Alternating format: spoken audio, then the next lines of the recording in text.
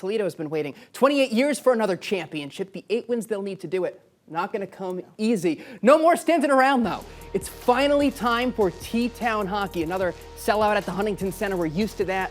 Not used to seeing the Fish play from behind, down 1-0 late in the first. No worries. Chris Martinet and John Albert set Randy Gazzola. Frogger flips through traffic to tie it heading into the locker room.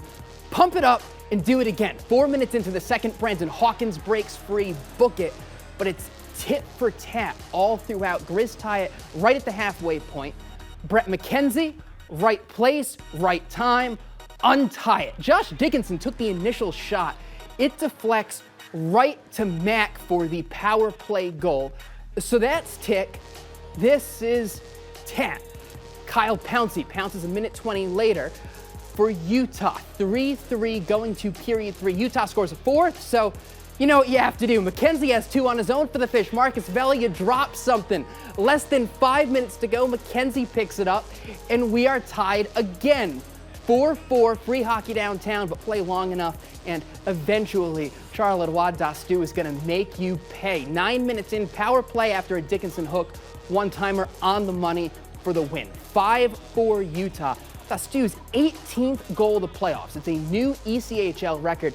And Watson's guys drop the series opener, not without controversy, on the game winner again. Their bench called it for them. You know, it's one of those things. Their whole bench erupts, and he makes that, you know, waits a second to make the call. If he thought it was a penalty, that arm should have been up right away. Very, very disappointing.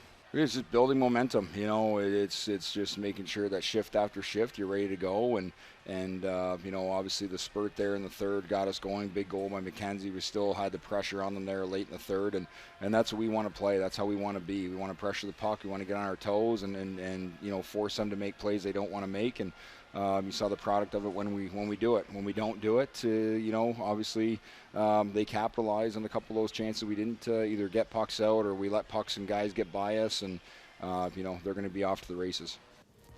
Wouldn't expect anything less than a wild one to start things off. Let's go back out live to the Huntington Center to the people who called it, Matt Melzak and Claire Dow. All right, you know, I think, Claire, we got to start obviously with the penalty.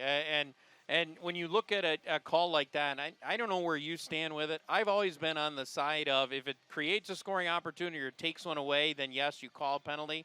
Not sure that was the case here. Well, it's the added complexity on top of not only that, but it's the postseason and it's in overtime. And so I think maybe even if that's in the first period, you have a little more leeway, and it doesn't seem to have such an effect on the contest. But, I mean, you nailed it. Didn't take away from a scoring opportunity and didn't create one. So I'm not a referee, but I probably would not have made that call. But unfortunately, just 16 seconds into Utah's man advantage, as you saw in the highlights, they got the game winner. Yeah, and they have a deadly power play. They have a guy right now in Charlotte Waddastu who's red hot on the man advantage. It's very similar to what Toledo does on their power play. They try to get it to the wing to Brandon Hawkins. It's the same thing that Utah does with Charlotte Waddastu. They did it to perfection there on that power play. They absolutely did. And he was kind of relatively quiet all night long, and that was somebody that when you're doing preparation for this game, you circle on the roster because we know him from being here in Toledo. But on top of that, he was phenomenal all season long, ECHL Defender of the Year, Defenseman of the Year. And then on top of that, just unreal in the power play in the postseason. You could add just all the asterisks. I think he had 9 power play goals in the regular season and 11 in the postseason so far, which is unreal, especially for a defender.